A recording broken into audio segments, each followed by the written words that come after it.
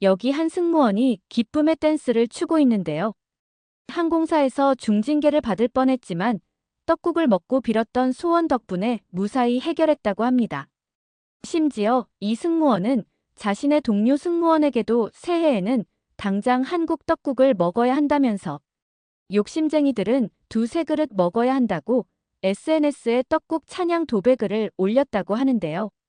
과연 이 승무원에게 무슨 일이 있었길래 이렇게 난리인 걸까요? 안녕하세요. 저는 미국 항공사에서 승무원으로 일하고 있는 리나 스위트라고 합니다. 5년차 승무원으로 세계 각국을 누비며 장거리 비행을 했고 도착지 나라에서는 일주일 정도 머무르면서 다양한 문화를 접하는 게 익숙했죠. 특히 중국에 머무를 때면 제 절친한 친구 데이즈를 만나는 것이 작은 낙이었어요. 데이즈는 저와 같은 항공사에서 함께 일하던 동료였어요.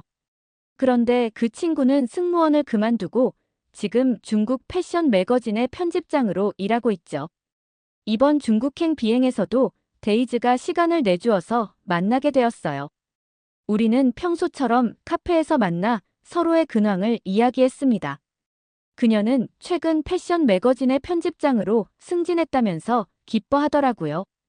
그런데 어딘가 모르게 표정이 어두워 보이기도 했습니다. 아니나 다를까 한참을 일상적인 대화를 나누다가 데이즈가 조심스럽게 자신의 고민을 털어놓았죠. 사실 그녀가 중국에서 만난 남자친구가 있다는 거였어요. 중국 유명 IT 기업의 임원으로 다정하고 세심한 모습에 반하게 되어 만나게 되었다고 했죠. 게다가 데이즈의 남자친구는 중국 IT 업계에서도 유명한 재벌로 데이즈에게도 명품 가방과 신발 선물을 아끼지 않았다고 했죠. 그런데 최근 그 남자친구가 달라진 것 같다고 하더라고요. 데이즈가 일이 바빠 연락을 한 번 정도만 늦게 해도 화를 내고 윽박 지른다고 했죠. 저는 데이즈의 말에 공감을 하면서도 연인 사이에 연락이 자주 안 되면 서운한 마음이 들 수도 있지 않을까? 라고 말했습니다. 특히 바쁜 직장인들은 서로 이해하면서 맞춰가는 과정이 필요하다고 그녀를 위로했죠. 그런데 데이즈는 그게 아니라 자신의 남자친구는 전화를 안 받은 그 20분 남짓한 사이에 부재중 전화가 40통이 와 있었다고 했습니다. 다시 전화를 하면 얼마나 화를 내는지 귀가 찢어질 정도고 그리고 다시 만나서는 더 집착하면서 자신을 더 힘들게 한다고 말하더라고요. 데이즈의 이야기를 들으니 너무나 안타까운 마음이 들었습니다. 저 같아도 저 정도 집착이면 아마 인연을 이어나가기 힘들겠다 생각이 들었거든요. 그래서 그냥 헤어지면 될 것 아니냐고 조심스럽게 물었죠. 그런데 데이즈는 그 사람의 보복이 너무 무서워서 자신이 헤어지자고 했다가 해코지할까봐 걱정이라고 말하더라고요.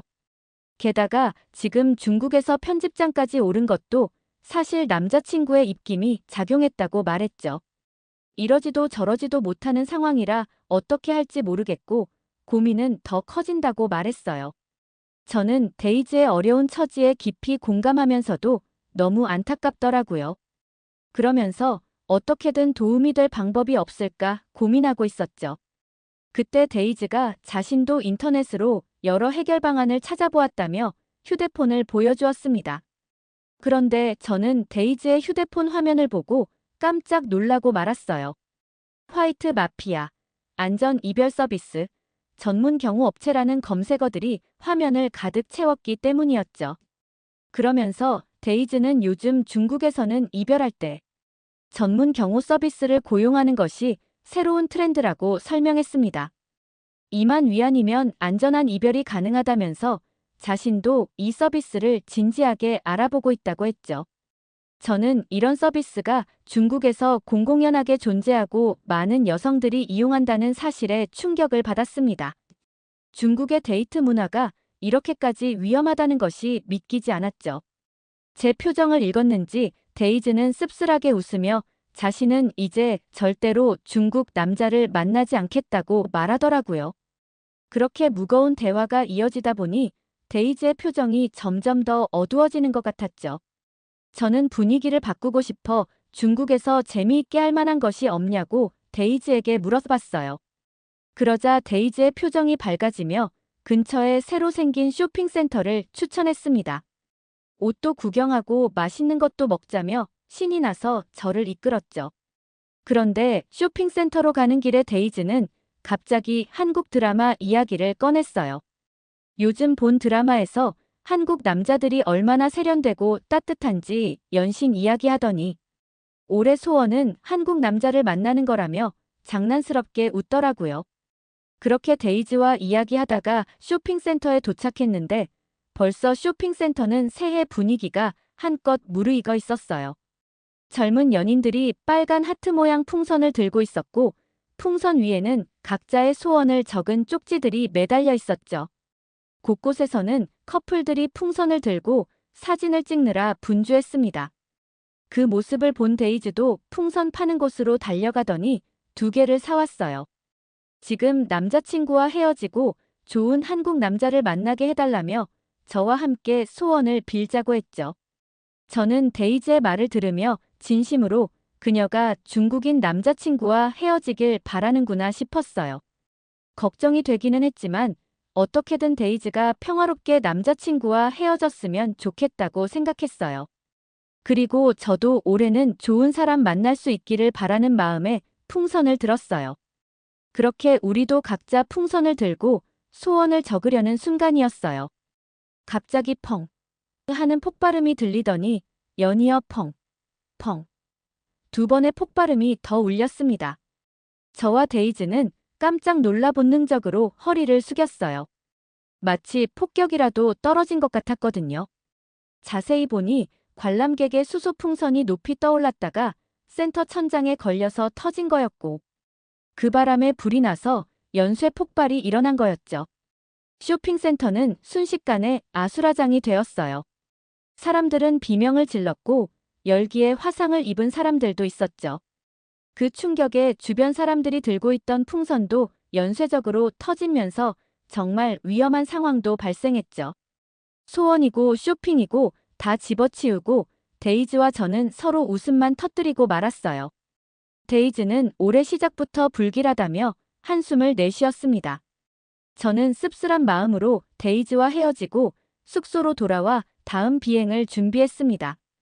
다음 비행은 뉴욕행 11시간 장거리 노선이었고 저는 승객 보호와 안전 관리를 책임지는 비즈니스석 담당 수석 승무원으로 배정되었습니다. 이륙 후 평화롭게 식사 서비스가 마무리되고 승객들이 편안히 휴식을 취하는 조용한 비행이 이어졌죠.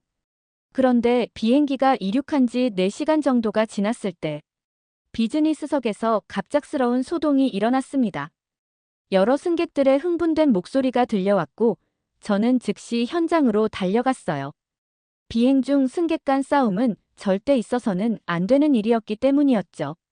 현장에 도착해보니 깔끔한 정장 차림의 50대 남성이 안전벨트를 맨 채로 자리에 앉아 있었는데 그의 정장이 완전히 젖어 있는 상태였습니다.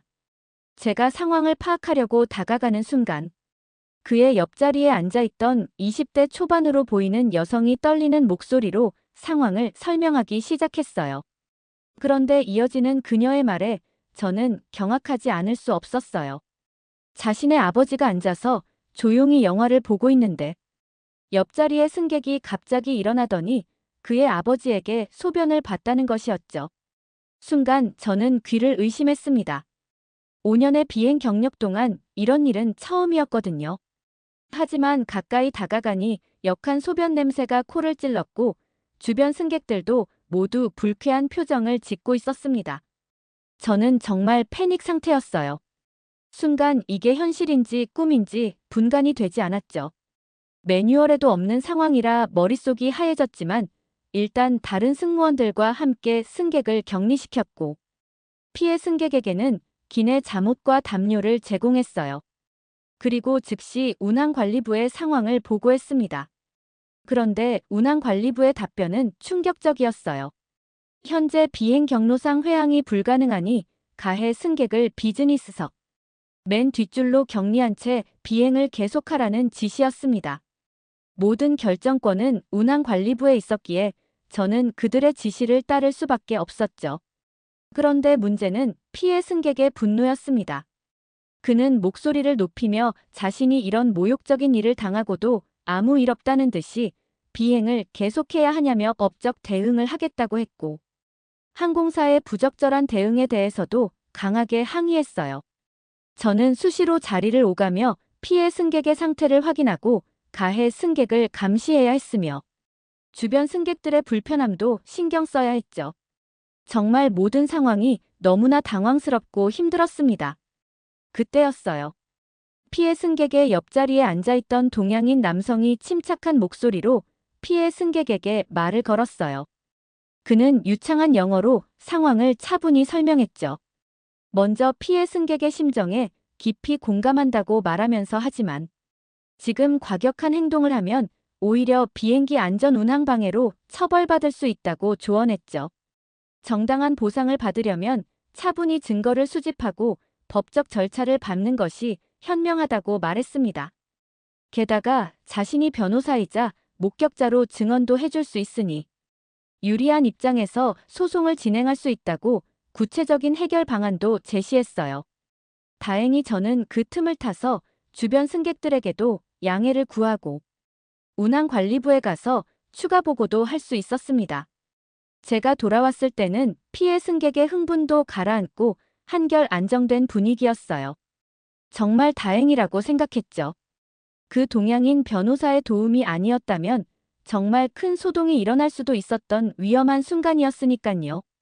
생전 처음 겪어보는 일이라 저 혼자서는 아마 이렇게 사건을 잘 수습하지 못했을 거예요. 특히 법적인 부분을 명확하게 설명해준 덕분에 피해 승객도 차분해질 수 있었던 것 같은 느낌이 들었죠.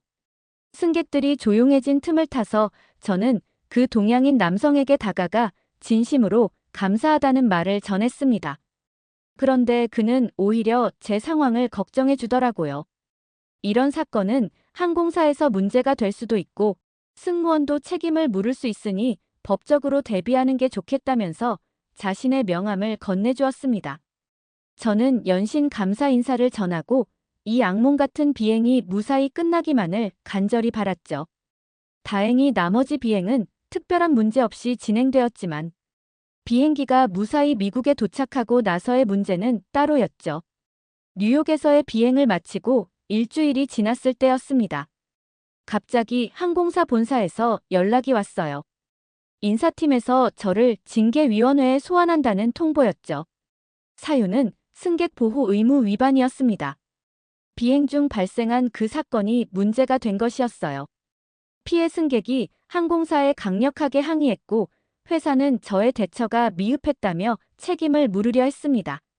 징계위원회 소환 통지를 받은 그 순간 저는 온몸에 힘이 빠지는 것을 느꼈어요. 5년 동안 단 한 번의 경고도 없이 성실하게 일해왔는데 이런 식으로 경력에 큰 오점을 남길 수도 있다는 생각에 눈물이 왈칵 났죠. 절망감에 빠져 집안을 서성이던 중 유니폼 주머니에서 우연히 그때 그 변호사의 명함을 발견했습니다. 명함에는 남재혁이라는 이름과 함께 뉴욕 소재 법률사무소 주소가 적혀 있더라고요. 순간 승무원도 법적 책임을 물을 수 있으니 대비하라고 했던 그의 말이 떠올랐죠. 한참을 망설이다가 결국 이메일을 보내기로 했습니다. 더 이상 잃을 것도 없다는 생각이 들었거든요. 떨리는 손으로 자판을 두드리며 제 상황을 설명했어요. 회사의 징계 통보와 제가 처한 어려움, 그리고 도움이 절실하다는 내용이었습니다. 이메일을 보내고 나서도 마음이 무거웠어요. 바쁜 변호사가 과연 답장을 해줄까 걱정도 되었고 혹시 너무 무례한 부탁을 한 건 아닌지 불안하기도 했죠. 하지만 그때 그의 침착하고 전문가다운 모습이 떠올라 작은 희망을 가져보기로 했습니다. 밤새 뒤척이다가 겨우 잠이 들었는데 다음 날 아침 일찍 답장이 와 있었어요. 재혁은 제 상황을 이해한다며 적절한 시기에 적절한 도움을 줄 수 있을 것 같다고 했습니다. 다행히도 그가 다음 주에 뉴욕에 있을 예정이니 직접 만나서 이야기를 나누자고 하더라고요. 그의 답장을 읽는 순간 제 마음속에 작은 희망의 불빛이 켜졌습니다. 아직 모든 것이 끝난 게 아니라는 생각이 들었죠. 징계위원회 출석까지는 2주의 시간이 남아 있었고, 그 전에 재혁을 만나 조언을 구할 수 있다는 사실이 큰 위로가 되었습니다. 재혁은 제 사건을 꼼꼼히 검토했다며 차분한 목소리로 설명을 시작했습니다. 자신이 이미 제 메일을 읽고 난 후 항공사 매뉴얼과 관련 유사 사례와 다른 나라 판례까지 다 분석을 해두었다고 하더라고요. 제가 이런 경우 어떻게 대응하냐고 물으니 마치 재혁은 외우고 있는 교과서를 말하듯이 판례를 들어가며 체계적이고 논리적으로 설명했어요. 무엇보다 재혁이 제가 당황하여 취했던 행동들을 하나하나 언급하면서 제가 취한 조치들이 모두 적절했다고 말해주니 마음이 정말 편안하게 되더라고요. 오히려 제한된 상황에서 최선의 대처를 했다며 이 부분을 강조하면 징계위원회에서 충분히 방어가 가능하다고 했습니다. 재혁의 전문적인 설명을 들으며 제 마음속의 불안이 조금씩 녹아내렸어요. 그의 말 한마디 한마디가 저에게는 구원의 빛과도 같았습니다. 상담이 끝나갈 무렵 재혁은 시계를 보더니 식사 시간이 되었다며 근처 한인 식당으로 가보자고 제안했어요. 긴장했던 마음이 한결 가벼워진 저는 흔쾌히 수락했습니다. 그런데 뉴욕 거리를 걷는 재혁의 옆모습을 보니 콧대가 반듯하면서도 부드러운 인상인 게 변호사가 아니라 무슨 영화배우 같더라고요. 또각또각 울리는 구두 소리와 완벽하게 맞춘 슈트핏을 보니 마치 제가 드라마 속 주인공이 된 것만 같았죠. 든든한 법률 자문을 받아서일까 아니면 재혁의 매력 때문일까? 이런저런 생각이 드는데도 마음이 이상하게 설레었어요. 그렇게 한인 식당 앞에 도착했어요. 그런데 식당 앞에서부터 뭔가 특별한 분위기가 감도는 게 느껴졌어요. 평소 같으면 비쌌을 한 식당이 오늘은 떡국을 무료로 제공한다는 안내문이 걸려 있었던 거예요. 저는 무료라는 글자에 놀라 재혁에게 이유를 물었죠. 그런데 재혁은 떡국이 무료인 이유가 LA 산불 피해를 입은 교민들을 위한 취지라고 말하는 거 아니겠어요? 떡국을 먹으며 LA 산불이 진정되길 바라는 마음을 소원으로 빌고 원래 $15인 떡국값을 산불 피해 복구에 기부하면 좋겠다는 취지라고 하더라고요. 실제로 몇몇 손님들은 휴대폰으로 그 자리에서 기부에 동참하고 있었어요. 저는 이웃의 아픔을 함께 나누려는 한국 사람들의 마음이 가슴 깊이 와닿았습니다. 비행기에서 보여준 재혁의 따뜻한 배려도 이런 한국인들의 정신에서 비롯된 것이구나 싶었거든요. 식당으로 들어서자 떡국 특유의 구수한 향이 코끝을 자극했습니다. 재혁이 창가 자리로 안내해준 곳에서 따뜻한 떡국 한 그릇이 금세 나왔어요. 하얀 떡이 듬뿍 담긴 뜨거운 국물에서 김이 모락모락 피어올랐죠. 그런데 떡국을 첫 숟가락을 뜨고 나서 저는 경악하지 않을 수 없었습니다. 미국의 수프와는 전혀 다른 식감이면서 말랑말랑한 떡은 쫄깃하면서도 부드러웠고 맑은 국물은 담백하면서도 깊은 맛이 났죠. 마치 할머니의 치킨 수프처럼 정성이 듬뿍 담긴 맛이었어요. 아니나 다를까 옆 테이블에서 This is incredible 이라는 외침이 들렸습니다. 눈을 돌려보니 백인 가족들이 떡국을 먹으며 연신 엄지를 치켜 세우고 있었어요. 특히 10대로 보이는 아이들은 떡을 젓가락으로 집어들며 신기해하는 모습이었죠. 저도 모르게 한국은 이렇게 맛있는 걸 왜 새해에만 먹어요? 라고 물어보았죠. 그러자 재혁은 미소를 지으며 떡국은 한국의 새해 전통 음식이라고 설명했어요. 떡국을 먹으면 한 살을 더 먹는다는 이야기부터 가족들이 모여 덕담을 나누는 풍습까지 상세히 들려주었습니다. 그의 설명을 들으며 한국인들의 정문화가 점점 더 가슴에 와닿았습니다. 비행기에서 보여준 재혁의 따뜻한 배려 그리고 지금 이 식당에서 이웃을 돕는 한인들의 마음이 하나로 이어지는 걸 보니 데이즈가 한국 남자와 만나고 싶다고 소원을 비는 게 정말 이해가 되더라고요. 마찬가지로 저도 자연스레 재혁에게 마음이 끌렸습니다. 떡국을 다 먹고 나서는 용기를 내어 주변 공원을 산책하자고 제안했고 재혁도 흔쾌히 동의했죠. 공원을 거닐며 저는 한국 문화의 특별한 점을 느꼈다고 말했어요. 무료 떡국을 나누는 모습을 보니 정말 나눔을 실천하는 것 같다고요.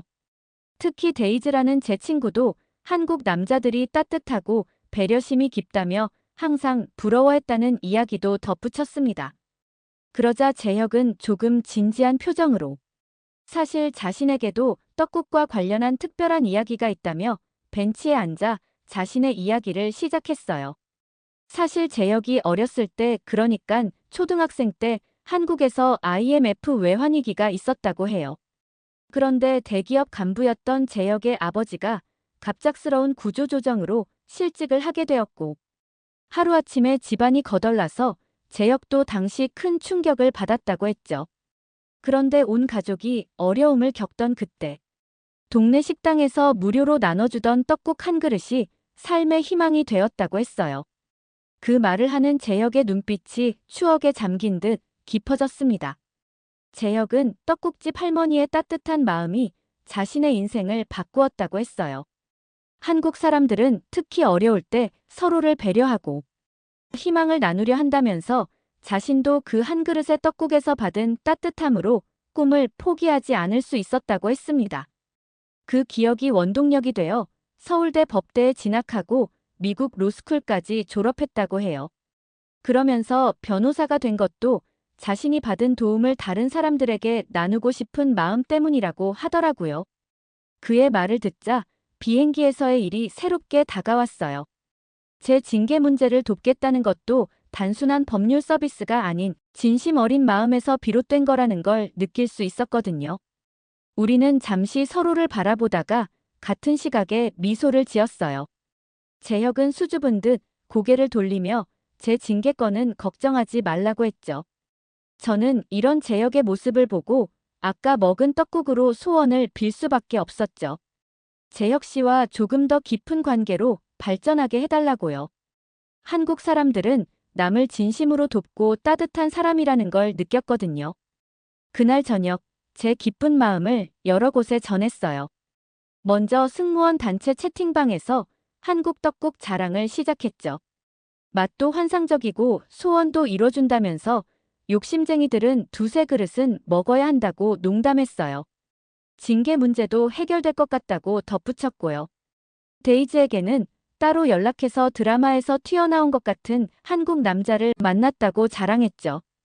SNS에도 떡국 사진과 함께 글을 올렸는데 위기의 순간에서 만난 한국인 변호사 덕분에 제 인생이 바뀌었다는 내용이었죠. 특히 데이즈를 태그하면서 새해에는 꼭 한국 떡국을 맛보라고 추천했습니다. 오늘 사연 어떻게 들으셨나요? 끝까지 들어주셔서 정말 감사합니다. 오늘 사연이 재미있으셨다면 좋은 의견을 댓글로 남겨주세요.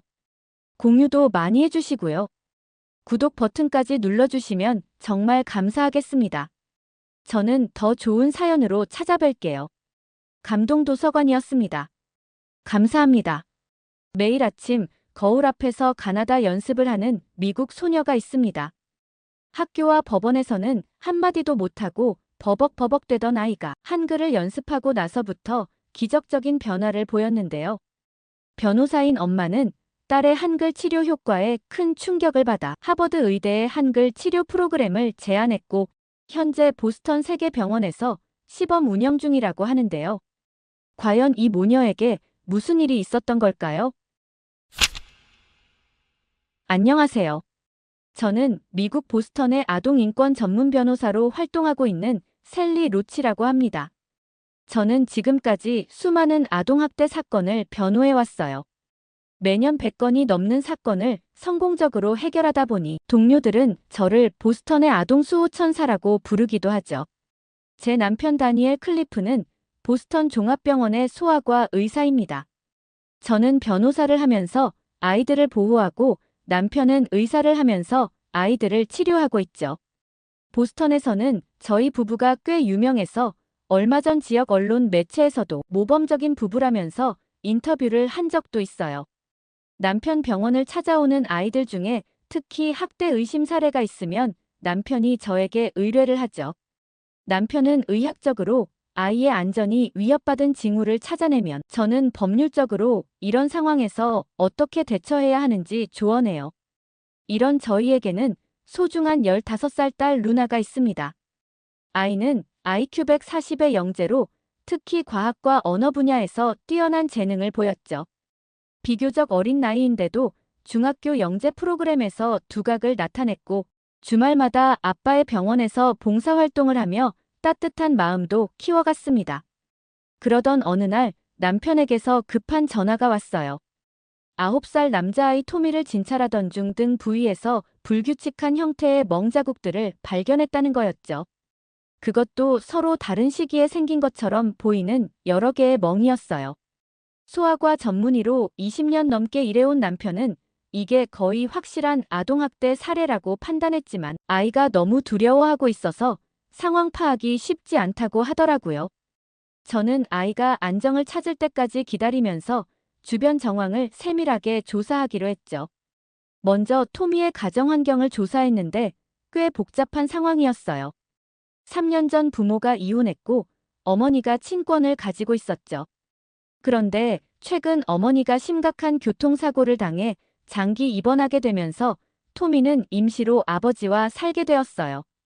이웃들의 증언에 따르면 아버지와 지내기 시작하면서부터 밤마다 아이의 울음소리가 들린다고 했지만 이것만으로는 토미의 안전이 위협받고 있다고 단정 짓기는 어려웠어요.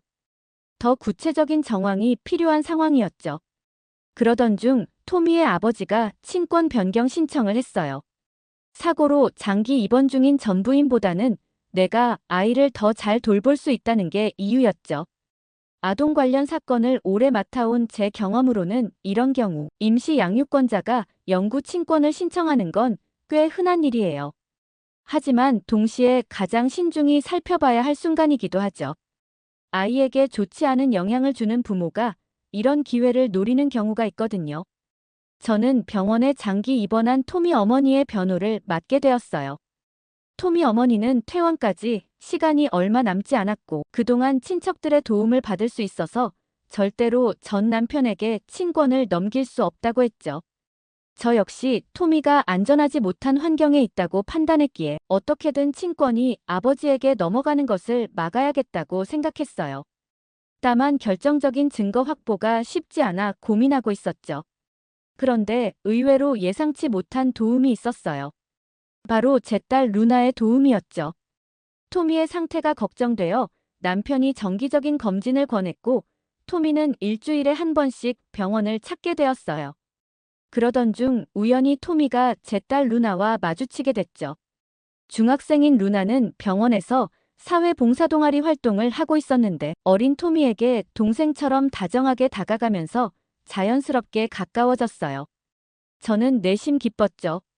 루나를 통해 토미의 상황을 더 자세히 알 수 있을 거라 생각했으니까요. 하지만 루나의 이야기는 제 예상과 달랐어요. 루나는 토미가 정말 귀여운 아이라면서 처음엔 조용해 보였지만 이야기해보니 웃음도 많고 밝은 아이라고 말하더라고요. 특히 아빠 얘기할 때는 눈이 반짝반짝하다면서 지난 주말엔 아빠랑 놀이공원도 다녀왔다고 말했죠. 토미 아빠가 토미에게 맛있는 것도 많이 사주고 잘해줘서 커서 아빠처럼 되고 싶다고 말하기까지 했다고 해요. 평소 남다른 공감 능력과 통찰력을 보여왔던 루나였기에 저는 제가 지금 상황을 너무 주관적이고 극단적으로 해석하고 있는 건 아닐까 하는 생각이 들기 시작했죠. 재판이 시작되고 나서 저는 토미의 학교 생활 기록에 집중했어요. 아동 관련 사건에서 학교 기록은 아이의 일상을 가장 객관적으로 보여주는 중요한 증거가 되거든요. 먼저 담임 선생님을 만났는데 토미는 조용하지만 성실한 학생이라며 특별한 문제는 없었다고 하시더군요. 보통 이런 경우 아이들은 학교 생활에서 눈에 띄는 변화를 보이기 마련인데 뭔가 석연치 않았죠. 더 자세히 알아보기 위해 체육교사와 보건교사도 만났어요. 체육교사는 토미가 자주 몸이 아프다며 수업을 빠진다고 했고 보건교사는 복통을 자주 호소한다고 했어요. 하지만 저는 이미 루나의 말에 마음이 기울어 있었는지 아이가 단순히 운동을 싫어하는 걸 수도 있고 스트레스성 복통일 수도 있겠지라고 안일하게 생각했죠. 결국 최종적으로 저는 담임 선생님의 특이사항 없음 증언을 중심으로 재판을 준비했고 체육교사와 보건교사의 증언은 부차적인 것으로 판단했죠. 그런데 판결이 나고 며칠 뒤 보건실 기록을 다시 검토하면서 충격적인 사실을 발견했어요. 토미는 한 달에 두세 번씩이나 극심한 복통을 호소했고 체육 시간마다 몸이 아프다며 자주 빠졌더라고요. 더 끔찍했던 건 보건교사가 남긴 등 부위 통증 호소, 진찰 거부라는 짧은 메모였어요. 그제서야 모든 퍼즐이 맞춰지는 것 같았죠. 하지만 때는 이미 늦었어요. 며칠 후 새벽 남편이 토미가 응급실에 실려왔다면서 울면서 전화를 걸어왔어요. 남편이 최선을 다해서 토미를 살려보려고 했지만 그게 저희와 토미의 마지막이 되어버리고 말았죠. 이 일은 우리 가족에게 돌이킬 수 없는 상처가 되었어요. 아이들을 지키겠다며 보스턴의 아동 수호 천사라 자부했던 우리 부부의 신념이 완전히 무너져버린 거였으니까요. 하지만 가장 큰 충격을 받은 건 루나였어요. 루나는 자신이 토미의 고통을 알아채지 못했다는 깊은 자책감에 빠져 밤마다 악몽에 시달리고 말았죠. 더욱 안타까웠던 건 이 사건 이후 루나가 선택적 함구증이라는 증상을 보이기 시작한 것이었어요. 루나는 큰 충격으로 인해 이제 법원이나 학교처럼 권위적인 환경에서는 전혀 말을 하지 못하고 버벅버벅대게 되었어요. 영재 프로그램에서 요구하는 발표도 불가능해졌고 어떤 심리 상담사의 말도 귀에 들어오지 않는다며 상담도 거부했죠. 매일 밤 루나의 방에서 들리는 흐느낌을 들으며 저는 더욱 괴로워졌어요. 제가 잘못 판단한 것이 한 아이의 생명을 앗아갔을 뿐만 아니라 제 딸의 목소리까지 앗아간 것이었으니까요. 그렇게 우리 가족의 평화로운 일상은 완전히 무너져버렸어요. 매일 아침 밝은 웃음으로 안녕히 다녀오세요라고 인사하던 루나의 목소리는 침묵 속에 갇혀버렸고 저는 그저 그 침묵을 지켜볼 수밖에 없었죠. 매일 밤 잠들기 전 저는 루나의 방 앞에서 한참을 서성였어요. 문 너머로 들리는 흐느낌 소리에 마음이 무너져 내렸지만 제가 할 수 있는 일이 아무것도 없다는 게 더 큰 아픔이었죠. 그러던 어느 날 밤 남편이 조심스럽게 제안을 했어요. 자신이 아는 한국 의사가 있는데 루나를 한번 만나보면 어떻겠냐고 물어보더군요. 처음엔 또 다른 상담이나 치료겠거니 했는데 남편의 진지한 표정에서 뭔가 다른 점이 느껴졌어요. 구현성이라는 이름의 한국 의학 박사는 소아과 전문의로 특히 아동 트라우마 치료 분야에서 탁월한 업적을 쌓은 분이라고 하더라고요. 남편과는 10년 전 의료 컨퍼런스에서 만나 깊은 친분을 쌓아왔다고 해요. 사실 저는 이 만남을 앞두고 복잡한 감정에 휩싸였어요. 그동안 수많은 전문가들을 만났지만 루나의 상태는 나아지지 않아서 그래서 또 다른 실망을 마주하게 될까 두려웠죠. 하지만 동시에 남편의 눈빛에서 보였던 희망의 빛이 자꾸만 마음에 걸렸어요. 10년이나 된 친구를 이제야 소개하는 데는 분명 특별한 이유가 있을 거라는 생각이 들기도 했거든요. 처음 현성 박사를 만난 날 병원 상담실의 분위기는 무거웠어요. 아니나 다를까 루나도 이곳의 권위적인 분위기 때문인지 평소보다 더 긴장한 듯 했죠. 현성 박사가 처음에는 영어로 안녕 네가 루나구나라고 말을 걸었는데 루나는 함구증 증상이 왔는지 고개를 푹 숙인 채 대답이 없었더라고요. 그런데 현성 박사는 그런 루나를 하나도 신경 쓰지 않고 남편하고만 이야기하는 거예요. 저는 순간 멍해졌죠. 아동 트라우마 전문의로서 루나에게 이렇게 무심하게 구는 게 말이 되는 건가 싶었어요. 처음 만난 환자에게 말 한마디 건네고 무시하다니요. 더 놀라운 건 루나가 말없이 있는 건 전혀 신경 쓰지 않고 남편과 의학 용어들만 주고받더니 5분 만에 급한 일이 있다면서 먼저 나가야 한다는 거였어요. 저는 속으로 화가 치밀었죠.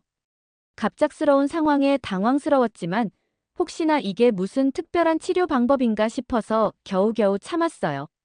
집으로 돌아가는 길에도 차를 타고 있는 내내 현성 박사와의 이런 5분간의 짧은 만남이 루나의 치료에 도대체 무슨 의미가 있는 건지 의문이 들었죠. 남편에게 저 한국 의사 정말 전문의가 맞냐고 따지고 싶었지만 차 뒷자리에 루나가 타고 있어서 아무 말도 할 수 없었어요. 루나는 차에 타자마자 평소처럼 저희와 자연스럽게 대화를 잘하거든요. 그런데 이런 상황에서 다시 병원 이야기를 꺼냈다가 루나가 불편해할까봐 그냥 참았죠. 그날 밤 루나가 잠든 후에야 저는 남편에게 물었어요.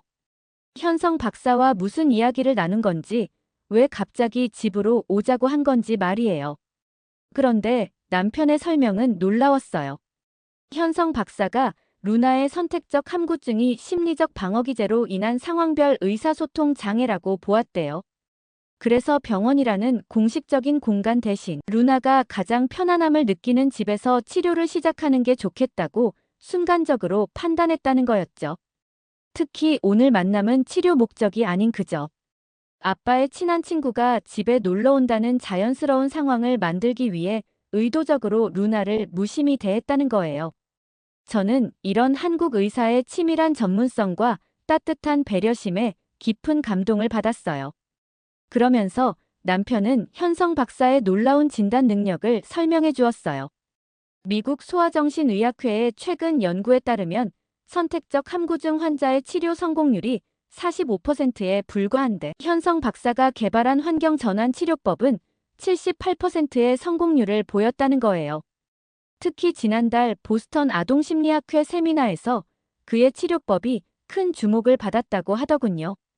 서울대병원에서 진행한 임상시험에서는 권위적 환경에 대한 트라우마로 인한 선택적 함구증 환자 32명 중 28명이 6개월 내에 일상적인 의사소통이 가능해졌다는 놀라운 결과를 발표했대요. 저는 현승 박사의 전문성에 놀라면서 뭔가 처음으로 어둠 속에서 한 줄기 빛을 발견한 것 같았죠. 일주일 후 우리 집 거실에서 현성 박사와 루나의 두 번째 만남이 이루어졌어요. 초인종이 울리고 현성 박사가 편안한 차림으로 등장했죠.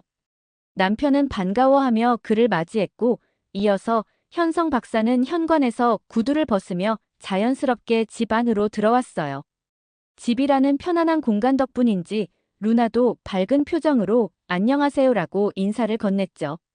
그런데 그 다음 이어지는 현성 박사의 말에 저는 깜짝 놀라고 말았어요. 현성 박사가 한국어로 루나야 반가워 지난번에 아빠 병원에서 봤지? 라고 말하는 거예요. 루나는 한국어를 전혀 모르는데 왜 한국어로 대화를 시도하는 걸까 하는 의문이 들었어요. 하지만 루나의 반응을 지켜보고 싶어서 일단 아무 말도 하지 않았어요. 세 번째 만남에서는 더욱 흥미로운 일이 있었어요. 현성 박사가 루나에게 학교에서는 어떠니? 라고 한국어로 물었을 때였죠. 루나는 답답한 듯 휴대폰의 번역 앱을 켰어요. 그런데도 현성 박사는 전혀 개의치 않고 계속 한국어로 대화를 이어갔죠. 루나가 번역된 내용을 보고는 작은 목소리로 학교는 여전히 좀 어렵긴 해요라고 대답했죠. 그런데 루나가 놀라웠던 건 평소와 달리 학교 얘기를 할 때도 크게 긴장하지 않는다는 거였어요. 마치 번역기를 통해 듣는 한국어가 주는 거리감 때문인지 학교라는 단어가 주는 무게감이 한결 가벼워 보였죠. 저도 변호사로 일하면서 수많은 트라우마 환자들을 만났는데 루나의 이런 반응이 꽤 특별해 보였어요. 그렇게 현성 박사는 루나와 몇 마디 이야기를 더 나누고는 저희와 일상적인 대화를 하면서 자연스럽게 시간을 보냈어요. 흥미로운 건 루나가 번역기를 보면서도 호기심 어린 눈빛으로 한글 발음을 따라 하려 노력한다는 거였죠. 특히 가, 나, 다 같은 기본 자음을 발음할 때는 루나의 표정이 한결 편안해 보였어요. 현성 박사는 제 관찰을 듣더니 이게 바로 한글의 특별한 점이라고 설명해 주었어요. 한글은 자음과 모음이 발음기관의 모양을 본떠 만들어져서 트라우마로 인한 선택적 함구증 환자들에게 특히 효과적이라는 거였죠. 저는 궁금증을 참을 수가 없었어요. 현성 박사에게 어떻게 문자의 모양이 치료와 연관이 있을 수 있는지, 특히 영어가 모국어인 아이에게 어떻게 치료가 되는 건지 물었죠. 그런데 현성 박사는 태블릿을 꺼내더니 한글의 자음들을 보여주면서 한글의 치료 효과에 대해 과학적으로 설명하는 거 아니겠어요? 기역은 혀가 목구멍을 막는 모양, 니은은 혀가 윗잇몸에 닿는 모양, 미음은 입술 모양을 본떠 만들었다고 설명했죠. 이런 과학적인 문자를 발음하는 과정에서 환자들은 자연스럽게 발음 기관을 움직이게 되고 이는 마치 일종의 언어 물리치료처럼 작용한다는 거예요.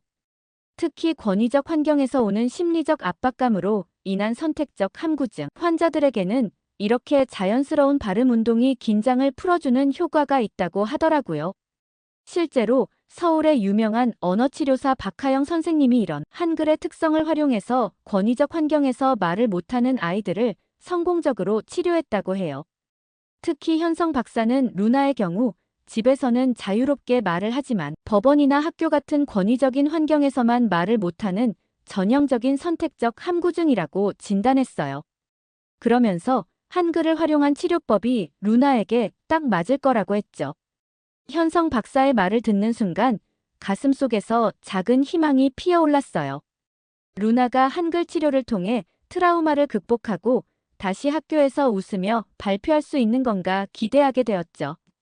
그러면서 이 기회를 놓치면 안 되겠다는 생각이 들었어요. 박하영 선생님을 통해 더 자세한 치료 과정을 알아보고 싶다는 생각이 간절했죠. 그렇게 현성 박사의 소개로 며칠 뒤 박하영 선생님을 만나게 되었는데 선생님은 한글 치료에 대한 풍부한 임상 경험과 학문적 깊이를 지닌 분이었어요. 게다가 현성 박사의 진단대로 루나의 증상을 정확히 파악하고 계시더라고요. 첫 만남에서 박하영 선생님은 루나를 향해 잠시 따뜻한 시선을 보내시더니 갑자기 태블릿으로 기역 니은 디귿 자음의 해부학적 단면도를 보여주셨어요.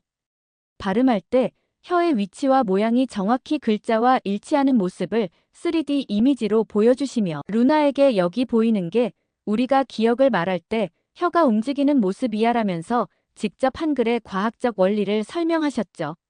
루나는 처음엔 긴장한 듯 했지만 이내 호기심 어린 눈빛으로 화면을 들여다보았어요. 특히 니은을 발음할 때 혀끝이 윗잇몸에 닿는 순간을 보여주자 놀랍게도 루나가 자기도 모르게 아라고 작은 탄성을 내뱉었죠. 선생님은 이런 루나의 반응을 놓치지 않고 재빨리 미음 발음의 입술 단면도로 넘어가셨어요.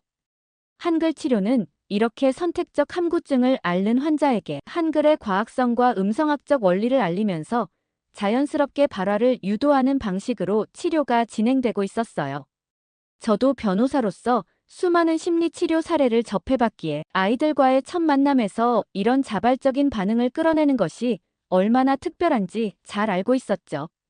특히 제가 맡았던 트라우마 사례들은 대부분 미술이나 놀이 치료로 시작했는데 이렇게 한글의 과학적 원리를 직접 보여주며 발성을 유도하는 접근법은 매우 새롭고 놀라웠어요.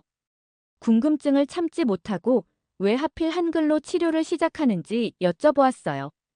제 질문에 박하영 선생님은 따뜻한 미소를 지으며 태블릿을 다시 조작하셨어요. 선생님은 태블릿으로 문자의 역사를 보여주시며 차분한 목소리로 설명을 시작하셨죠.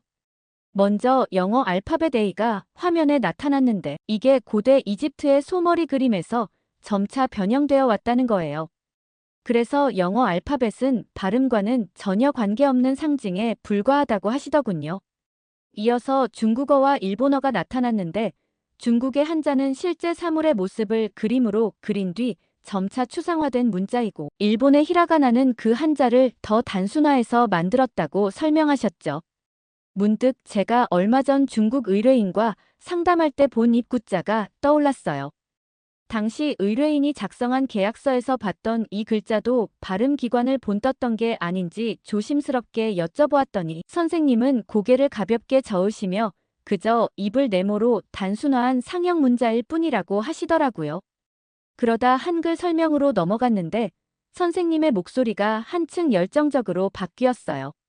특히 자음들이 실제 발음 기관의 모양을 본떴다는 설명을 하실 때는 눈빛이 반짝이셨죠. 순간 제가 법대 시절 배웠던 해부학 수업이 떠올랐어요. 당시에는 인체 구조를 이해하는 게 왜 필요한지 의문이었는데 이렇게 루나의 한글 치료와 연결될 줄은 몰랐죠. 그래서 한글이 해부학적 관점에서 다른 문자와는 어떤 차이가 있는지 여쭤보았어요.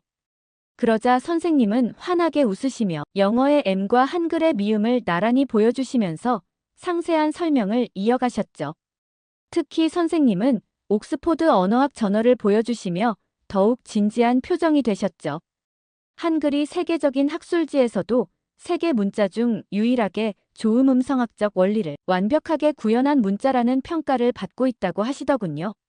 제가 궁금한 듯 눈썹을 치켜 올리면서 조음음성학의 의미를 여쭤보자 선생님은 미국 예일대 언어학 저널까지 꺼내시며 15세기의 놀라운 과학적 성취에 대해 설명해 주셨어요. 저는 선생님의 설명을 듣고 실제 세계적인 연구기관에서도 인정받는다는 사실에 놀라움을 감출 수 없었죠. 순간 루나의 치료 가능성이 떠올라 다시 한글 치료에 대해 구체적으로 여쭤봤죠. 그러자 선생님은 전문가다운 침착한 어조로 시각운동 피드백 효과를 설명하시더라고요. 바로 그때 루나가 미음을 발음하다가 처음으로 밝은 미소를 지었어요. 글자가 정말 입술 모양이라며 신기해하는 루나의 맑은 목소리에 저도 모르게 눈시울이 붉어졌죠. 선생님은 차분하게 임상 데이터를 보여주시며 선택적 함구증 환자들의 심리적 부담감이 43% 감소했다는 점과 특히 10대 환자들의 82%가 6개월 내 일상적 발화가 가능해졌다는 점을 강조하셨어요. 그러던 어느 날 법원 일정으로 늦게 도착했을 때였어요. 루나의 빠른 회복을 목격하면서 저는 이 임상 데이터가 단순한 숫자가 아니었음을 실감했죠. 치료를 시작한 지 한 달 만에 루나는 권위적인 환경에서도 조금씩 말을 하기 시작했거든요. 처음에는 학교 선생님과 짧은 인사를 나누는 정도였지만 이제는 수업 시간에 발표도 할 수 있게 되었다고 말씀드렸어요. 특히 지난주에는 교장 선생님 앞에서도 떨지 않고 자신의 의견을 말할 수 있었다는 점을 강조했죠. 선생님은 부드러운 미소를 지으시며 이것이 바로 한글의 과학성이라고 설명해 주셨어요. 루나는 아침마다 한글 자음을 하나씩 발음하면서 한글을 연습했고 작은 성취감을 느끼면서 자신감을 회복해 나갔죠. 매일매일 새로운 자음을 배울 때마다 루나의 표정이 밝아지는 것을 보면서 저는 토미 사건 이후 처음으로 진정한 희망을 발견한 것만 같았죠.